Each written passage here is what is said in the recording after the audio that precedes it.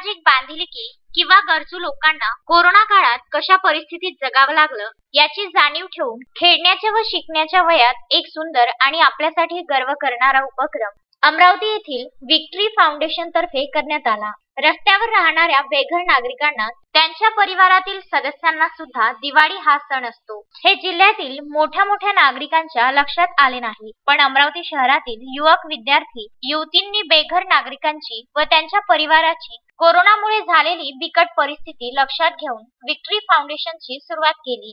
या फाउंडेशनची सुरुवात म्हणून दिवाळी सणाला लक्षात घेऊन कपडे वाटपाची कल्पना केली। तेव्हा फाउंडेशनच्या निखिल जाधव, मधुर वाघ, शिवम देशमुख, प्रथमेश मुळे, आदित्य साखरकर, प्रज्वल इंगळे, सुदर्शन भुयार, हर्ष डेंडुले, आशिष मुळे, आयुष गावंडे, श्रीपाद खरे, धनंजय भराडे, केतन काळे, प्रशिक थोरात, शोएब सौदागर, सिद्धेश गायकवाड, भाग्यश्री शहारे, निकिता साखे, प्राची दिवारे, सानिया मुगदल, सुखदा कनसे या सदस्यांनी मेहनत घेऊन रस्त्यावरील बेघर नागरिकांना, लहान मुलांना, वृद्ध लोकांना, स्त्रियांना कपडे वाटप केले। Vidarbha news bureau, Amravati.